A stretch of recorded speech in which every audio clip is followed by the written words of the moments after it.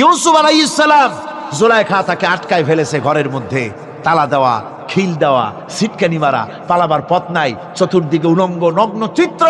আর এই সুন্দরী যুবতী নারী জুলাইখা তার প্রেম নিবেদন করেছে হযরত ইউসুফের কাছে। যৌবনে ভরা টকবগে যৌবনের যুবক হযরত ইউসুফ আলাইহিস সালাম, সৌন্দর্যের পিরামিড, বাঁচার কোনো পথ নাই জুলাইখার কুপ্রবৃত্তি চরিতার্থ করে দেওয়া ছাড়া।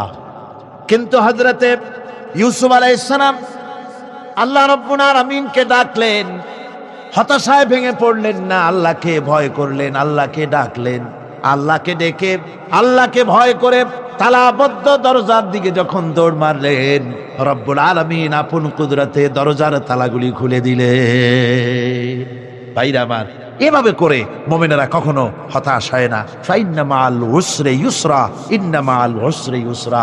মনে রাখতে হবে, দুঃখ কষ্টের সাথে থাকে সুযোগ সুবিধা, আর প্রত্যেক অসচ্ছলতার সাথে থাকে উদার সচ্ছলতা। এর কোনো বিপরীত কখনই হয় না। আল্লাহ রাব্বুল আলামিন এইভাবে করে মুমিনদেরকে বলেছেন যেন তারা হতাশায় ভেঙে না পড়ে। আমার বন্ধুগণ, হযরতে হুদ আলাইহিস সালামকে যখন সমাজের লোকেরা, রাষ্ট্রের লোকেরা ঘিরে ফেলে দিল, সমাজ শক্তি, রাষ্ট্র শক্তি যখন তাকে ঘিরে ফেলে দিল, ষড়যন্ত্রের পাহাড় তুলে দিল, তারে মেরে ফেলে দিবে, হযরত হুদ দেশ থেকে তার পালায় গেলেন না, ভয় পেলেন না।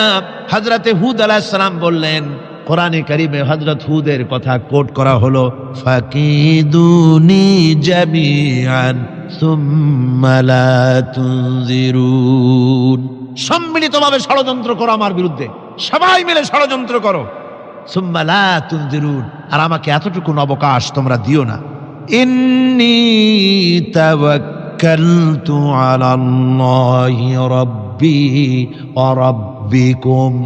আমি ভরসা করেছি সেই আল্লাহর উপরে, যার কুদরতি হাতের ভেতরে, যিনি আমাদের রব, তোমাদেরও রব, আর যার কুদরতি হাতের ভিতরে তামাম পৃথিবীর জানগুলি যার হাতে, সে আল্লাহর উপরে ভরসা করেছি। ষড়যন্ত্র যদ্দূর আছে করতে থাকো, আমি ষড়যন্ত্র পরোয়া করি না। সুবহানাল্লাহ বলেন। এটাই হলো মুমিনের কোয়ালিটি। শুধু ঈমান, লা ইলাহা ইল্লাল্লাহু মুহাম্মাদুর রাসূলুল্লাহ, গরুর গোশত খাই, আর রবিউল মাস আসলে পরে ইয়া নবী সালাম আলাইকা, ইয়া রাসূল সালাম আলাইকা, তারপরে গরম গরম জিলাপি আর রসগোল্লা খাইলাম খুব বেশি করিয়া, এর নাম মুমিন নয়। মুমিন হচ্ছে তার চলায় ফেরায়, ওঠায় বসায় সাহসিকতার এক আন্দাজ তৈরি হবে সে। আমার ভাইয়েরা, বিপদে অবিচলতা আমাদেরকে পয়গম্বরেরা শিক্ষা দান করেছেন। হযরত ইউনূস আলাইহিস সালাম মাছে তারে গিলে ফেলে দিল, হতাশায় তিনি হার্ট ফেল করেন নাই। মাছের পেটের মধ্যে যদি কেউ চলে যায়, বেরিয়ে যাওয়ার জন্য কোনো ব্যাকডোর আছে নাকি? কোন পালাবার কোন রাস্তা আছে? মাছের পেটের জানালা দরজা আছে? কিছুই না। তিনি হতাশ হলেন না, মাছের পেটের ভেতরে বসে হযরত ইউনূস আলাইহিস সালাম বুক ভরা আশা নিয়ে আল্লাহর দরবারে তিনি ঘোষণা করলেন, লা ইলাহা ইল্লা আনতা সুবহানাকা ইন্নী কুনতু মিনাজ জালিমিন। পড়েন না সবাই, লা ইলাহা ইল্লা আনতা সুবহানাকা ইন্নী কুনতু মিনাজ জালিমিন। হযরত ইউনূস আলাইহিস সালাম বললেন, আল্লাহ তুমি ছাড়া কোনো ইলাহা নাই, তোমার পবিত্রতা ঘোষণা করছি, আমি জালিমদের অন্তর্ভুক্ত হয়ে গেছি। তিনি যখন চিল্লাচ্ছিলেন, মাছের পেটের ভিতরে বসে যখন কাতরুক্তি করতেছিলেন, আল্লাহ বুঝি তখন শোনেন নাই সে কথা? কি বলেন? আল্লাহ বুঝি তখন তন্দ্রায় বা নিদ্রায় ছিলেন না? আল্লাহ পাক কি ঘুমান, তন্দ্রায় যান? লা তাখুযুহু সিনাতুন ওয়ালা নাওম। আল্লাহ রাব্বুল আলামিন বলেন, কোন তন্দ্রা বা নিদ্রা আল্লাহ রাব্বুল আলামিনকে স্পর্শ করে না। হযরত ইউনূস আলাইহিস সালাম যখন মাছের পেটের ভিতরে বসে চিৎকার মারলেন, আল্লাহ পাক বলেন, ইউনূস রে, তোমার ওই ডাক কেউ শোনে নাই, দুনিয়ার কোনো রাজা বাদশাহ শোনে নাই, দুনিয়ার কোনো বন্ধু বান্ধব তোমারও শোনে নাই, কিন্তু আমি তোমার আরশের মালিক, আমি রব্বুল আলামিন শুনেছি। শুধু শুনি নাই, সঙ্গে সঙ্গে জবাব দিয়ে দিয়েছি। ফাস্তাজাবনা লাহু ওয়া নাজ্জাইনাহু মিনাল গাম্মি। পড়েন, ফাস্তাজাবনা লাহু ওয়া নাজ্জাইনাহু মিনাল গাম্মি ওয়া কাযালিকা নুজিল মুমিনিন। আল্লাহ পাক বলেন, আমি জবাব দিলাম। মাছের পেটের ভিতরে বেদনা শুরু হয়ে গেল। মাছ আর তলদেশে শুয়ে থাকতে পারলো না, সাঁতরাতে পারলো না, মাছ ভেসে উঠল উপরে। পেটের যন্ত্রণায় মাছ কিনারায় চলে এসে বমি করে দিতে পারলে যেন বাঁচি, এই অবস্থা মাছের হলো। কিনারায় চলে এলো, বমি করে ইউনূস আলাইহিস সালামকে ফেলে দিল। মাছও বাঁচলো, ইউনূস আলাইহিস সালামও বাঁচলো। আল্লাহ রাব্বুল আলামিন বলেন, মুমিনেরা শোনো, শুধু ইউনূসকে নয়, ওয়া কাযালিকা নুজিল মুমিনিন। এইভাবে করে মুমিন বান্দারা যদি আমাকে ডাকে, আমার কাছে যদি হাত ফাইলায়, আমি আল্লাহ রব্বুল আলামিন মুমিনদের এভাবে বিপদ মুক্ত করে দেই। আমার বন্ধুগণ, কোরআনে কারীমে রব্বুল আলামিন বলেন, ফাআনজালাল্লাহু সাকিনাতাহু আলাইহি ওয়া আইয়াদাহু বিজুনুদিন লাম তারাওহা। আল্লাহ পাক তার মনের মধ্যে গভীর প্রশান্তি এবং স্বস্তি দান করলেন, আর এমন সৈন্য দিয়ে সাহায্য করলেন যে সৈন্যদেরকে তোমরা দেখতে পাও না। এভাবে করে রব্বুল আলামিন মুমিনদের বিপদে আপদে মুসিবতে সব সময় আল্লাহ পাক মুসলমানদেরকে সাহায্য করেছেন। জোরে বলেন সুবহানাল্লাহ। মুমিনদের সাহায্যকারী আল্লাহ। তাই ইসলামী আন্দোলনের সাথে যারা আছে, যারা কর্মী, যারা নেতা, যারা মুমিন, যারা ঈমানদার, মেঘের মতো প্রচন্ড কালো মেঘ হয়ে চতুর্দিক থেকে অন্ধকারের মতো সে এসেছে বিপদ, কোন বিপদ না। আল্লাহ পাক সাহায্যকারী। কে সাহায্যকারী? জোরে বলেন, সাহায্যকারী কে? আল্লাহ সুবহানাহু ওয়া তাআলা, তিনি সাহায্যকারী, ভয় নাই। আল্লাহ পাকের উপর ঈমান আনলে পরে কলিজার ভিতরে দুর্জয় সাহসের সৃষ্টি হয়ে যায়, কোনো ভয় অন্তঃকরণে তার থাকে না। আল্লাহ পাক সাহায্য করেন। আর আল্লাহর উপরে ঈমান আনলে পরে রব্বুল আলামিন বলেছেন, ইয়া আইয়ুহাল্লাযীনা আমানু হাল আদুল্লুকুম আলা তিজারাতিন তুনজিকুম মিন আযাবিন আলীম। এমন একটা ব্যবসার কথা কি বলবো না, যে ব্যবসায় তোমাদেরকে জাহান্নামের আযাব থেকে বাঁচায় দেবে। তার প্রথম কাজই হলো আল্লাহর প্রতি ঈমান আনা। ঈমান আনলে পরে এই সমস্ত গুণ তৈরি হয়ে যায়। আর ঈমানে সবচাইতে উপকৃত হয় সমাজের লোকেরা, রাষ্ট্রের লোকেরা, পরিবারের লোকেরা, দেশের মানুষ উপকৃত হয় মুমিনদের দিয়ে ঈমানের কারণে। তার কারণ হলো, একজন মুমিন, একজন ব্যক্তি যখন ঈমানদার হয়, মুমিন হয়ে যায়, আল্লাহর প্রতি যখন প্রগাঢ় বিশ্বাস তার এসে যায়, তখন সেই ব্যক্তি নৈতিকতার মান তার বেড়ে যায়। জোরে বলেন সুবহানাল্লাহ। নৈতিক চরিত্রের উপরে সে প্রতিষ্ঠিত হয়। সে মিথ্যা বলতে সাহস পায় না। মুমিন ব্যক্তি মিথ্যা বলতে সাহস পায় না। কেন পায় না? মিথ্যা বলতে সাহস পায় না, ঠকাতে সাহস পায় না, ওজনে কম দিতে সাহস পায় না, শয়তানি বদমাশি করতে সাহস পায় না। তার কারণ হলো আল্লাহ পাক বলে দিয়েছেন, মুমিন কোরআনের ভিতরে পড়েছে, ইয ইয়াতালাক্কাল মুতালাক্কিয়ানি আনিল ইয়ামিনি ওয়া আনিশ শিমালি কাঈদ। দুজন নিয়ন্ত্রণকারী ফেরেশতা তোমার ডানে এবং বামে বসে বসে তোমাকে নিয়ন্ত্রণ করছে। কোথায় যাও, কি করো, এই ফেরেশতারা বসে বসে সব দেখতেছে। মা ইয়ালফিযু মিন কাওলিন ইল্লা লাদাইহি রাকীবুন আতীদ। মানুষ এমন কোনো কথা বলে না যা ফেরেশতারা রেকর্ড না করে, সব রেকর্ড হয়ে যায়। তাই মুমিন ব্যক্তি দায়িত্বহীন কথা বলতে পারে না। মুমিন ব্যক্তির চরিত্র ভালো হয়ে যায়। সে যে কথা বলে বুঝে শুনে কথা বলে, সে যে ওয়াদা করে বুঝে শুনে ওয়াদা করে। যেহেতু সবকিছুর জবাব কিয়ামতে দিতে হবে। কোথায় দিতে হবে? কোথায় দিতে হবে? কিয়ামতে আল্লাহর দরবারে জবাব দিতে হবে। মহান আল্লাহ রাব্বুল আলামিন বলেছেন, ওয়ালাকাদ খালাকনাল ইনসানা ওয়া না'লামু মা তুওয়াসবিসু বিহি নাফসু। মানুষ সৃষ্টি করেছি আমি, তার অন্তঃকরণের ভিতরে ওয়াসওয়াসা কি হয় আমি জানি। এই জন্য মুমিনেরা মনের ভিতরে কোনো খারাপ কল্পনাও করতে পারে না। খারাপ কল্পনা করলেও তার হিসাব দেওয়া লাগবে আল্লাহর কাছে। কার কাছে? ওয়াইন তুবদু মিন আনফুসিকুম আও তুখফুহু ইউহাসিবুকুম বিহিল্লাহ। আল্লাহ বলেন, মনের মধ্যে যে সব কল্পনা করো তা প্রকাশ করো আর গোপন রাখো, ওইটার হিসাব নেব আমি আল্লাহ পাক। কিয়ামতের দিন আমার কাছে হিসাব দিতে হবে।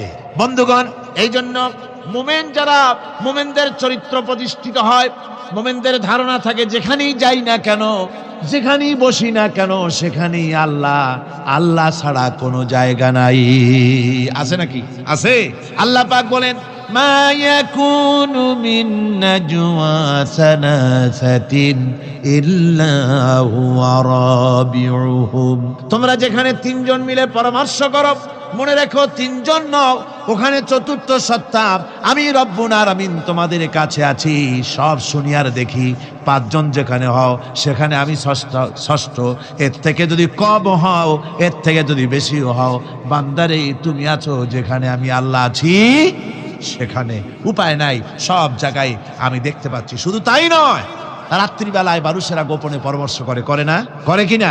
রাতে রাতে পরামর্শ করে, এক জায়গায় বসে, হলের মধ্যে, পাহাড়ের মধ্যে, কোন জায়গায় বসে পরামর্শ করে। কি পরামর্শ?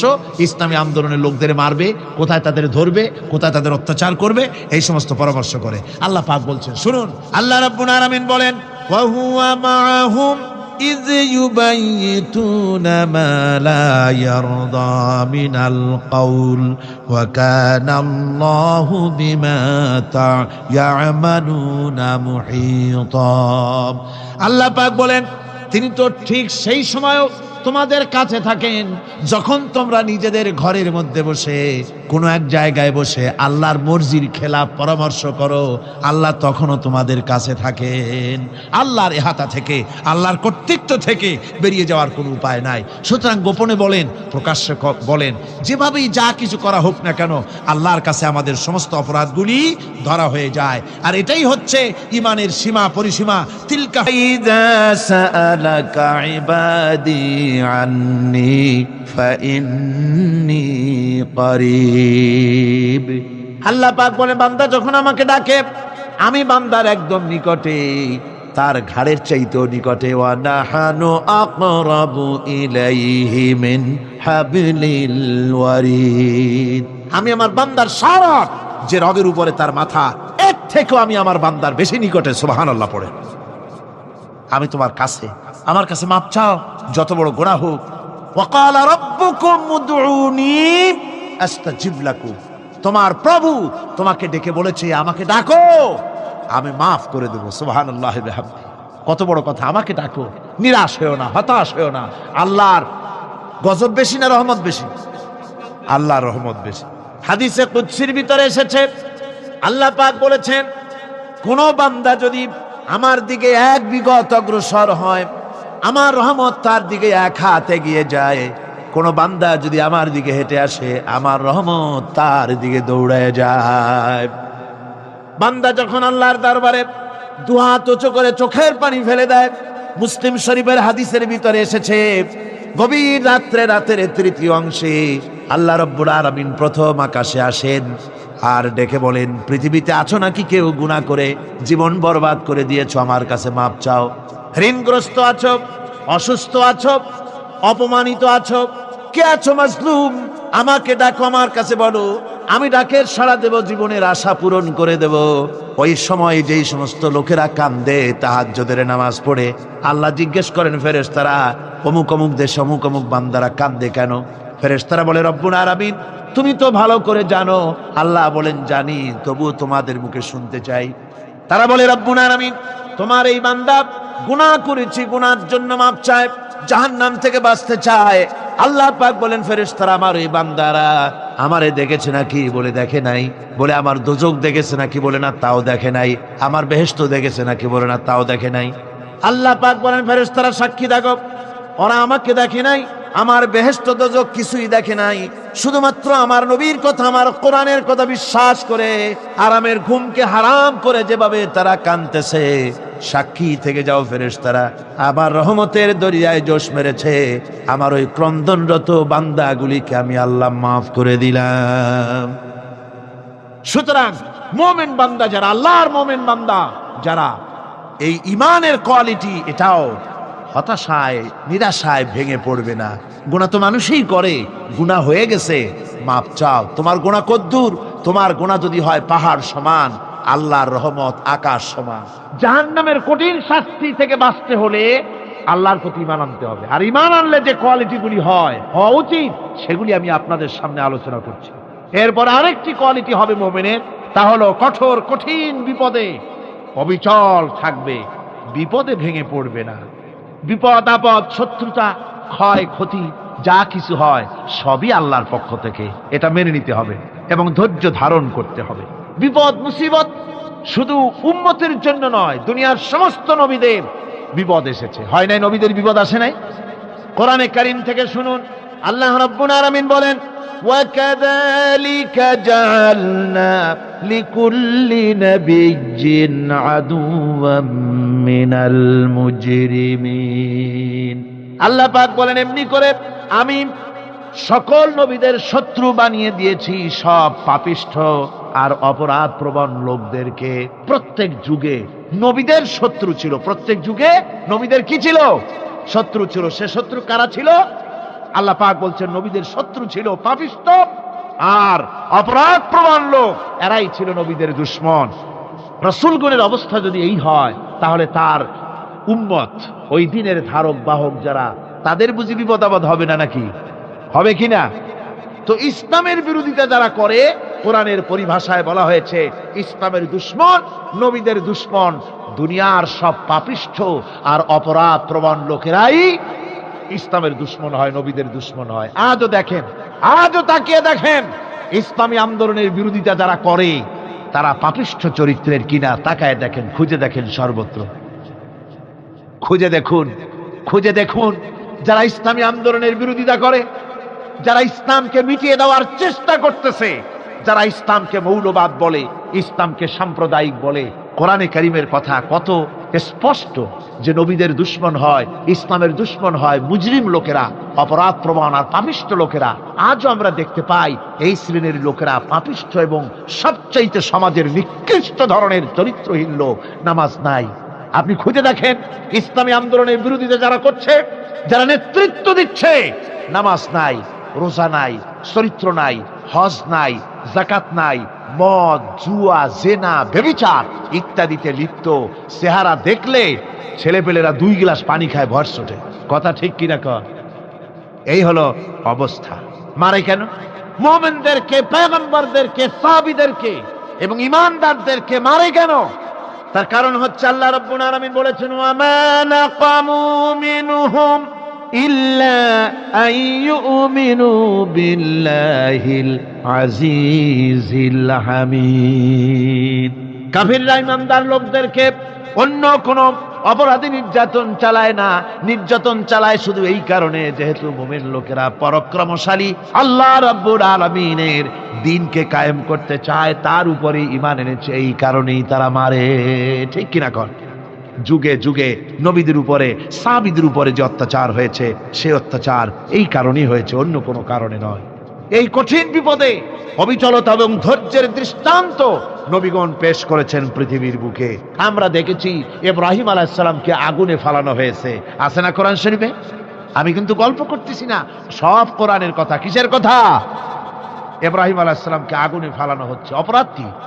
অপরাধ হচ্ছে হযরত ইব্রাহিম আলাইহিস সালাম দাওয়াত দিয়েছেন, লা ইলাহা ইল্লাল্লাহ।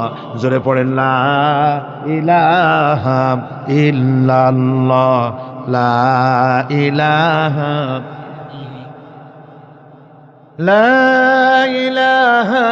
ইল্লাল্লাহ মুহাম্মাদুর রাসূলুল্লাহ। হযরত ইব্রাহিম আলাইহিস সালাম দ্বীনের দাওয়াত দিয়েছেন, এক আল্লাহর দাওয়াত দিয়েছেন, ঈমানের দাওয়াত দিয়েছেন। আর কোন অপরাধ ছিল না। নমরুদ সহ্য করতে পারলো না। কোরআনে কারীমের মধ্যে সব কথাগুলি আল্লাহ পাক এই জন্য বিধৃত করেছেন, এই জন্য কোরআনে কারীমের মধ্যে সব কথা উঠায় দিয়েছেন, যাতে করে মুমিনেরা বিপদ আসলে পরে যেন ঘাবড়ে না যায়। ইব্রাহিম আলাইহিস সালামকে আগুনে ফালানো হচ্ছে। ফেরেশতা বলছে, ইব্রাহিম তোমারে আগুনে ফেলায় দাও, হতেছে আমার কাছে সাহায্য চাও, আমার কাছে ক্ষমতা আছে, আগুনগুলো উঠাইয়া নমরুদের বংশ জ্বালাইয়া দেব। হযরত ইব্রাহিম ফেরেশতার কাছে সাহায্য চাইছিলেন নাকি? তিনি বললেন, ফেরেশতা তোমার কাছে সাহায্য কেন চাইব? আমি তো এমন কোন অন্ধ আল্লাহর ইবাদত করি না যেই অন্ধ স্রষ্টা তার গোলামের দুঃখ দুর্দশা না দেখেন। আমি তোমার কাছে সাহায্য চাইবো না। হযরত ইব্রাহিম আলাইহিস সালাম পাশ করলেন। কি বলেন, পাশ করছেন না? ঈমানের পরীক্ষায় পাশ। আগুনের মধ্যে হযরত ইব্রাহিমকে যখন ফেলানো হচ্ছে, রব্বুল আলামিন আগুনের প্রতি নোটিশ করে দিলেন, ইয়া নারু কুনি বারদাও ওয়া সালামান আলা ইব্রাহিম। আগুন, আমার ইব্রাহিমের জন্য শান্তিদায়ক ঠান্ডা হয়ে যা। এখন কি আর আগুনের বাপের ক্ষমতা আছে ইব্রাহিমকে পোড়ানো? আর ক্ষমতা নাই। আমার বন্ধুগণ, ইব্রাহিম আগুনের ভিতরে আরামে বসা আছেন, আর ওদিকে নমরুদ বসে বসে দেখতেছে দূর থেকে। ইব্রাহিম তো জ্বলে না, গায়ের মধ্যে আগুন জ্বলে গেল। ডাক দিয়া কয়, আগুন তোর হলো কি? কেন জ্বালাইতে পারিস না আমার দুশ্মন রে? হলোটা কি তোর? তোর কি জ্বালানো শক্তি বন্ধ হয়ে গেল নাকি? আগুনের ভিতর থেকে জবাব এলো, নমরুদ রে, আমার ভিতরে জ্বালানো শক্তি আছে কি নাই যদি প্রমাণ করতে চাও, টেস্ট করতে চাও, তুই নিজে আয়, তোরে শুদ্ধ তামাম দুনিয়া জ্বালাই দিতে পারি, ইব্রাহিমের এক গাছা পশমও জ্বালাইতে পারি না। তার কারণ হচ্ছে আমি হচ্ছি মাখলুক, আল্লাহ হচ্ছেন খালিক। আল্লাহ আমাকে বলেছেন না জ্বালাতে, তুমি 1000 বার বললেও আমি ইব্রাহিমকে জ্বালাইতে পারবো না। কোরআনে কারিমে ঘটনা বলে মুমিনদেরকে সাহস দেওয়া হচ্ছে, মুমিনেরা দ্বীনের কাজ করতে গিয়ে বিপদ আবাজ আসবে। ঈমানের দাবি হলো বিপদ আসবে, আর বিপদ আসলে ঘাবড়ায় যেও না, মুসিবতে পড়ে চিন্তায় পেরেশানে হয়রান হয়ে যেও না। বিশ্বকবি আল্লামা ইকবাল কি সুন্দর করে বলেছেন, আজ ভি হো জু ইব্রাহিম কা হিমা পয়দা आग कर सकती है एक अंदाज गुलिस्तान पैदा।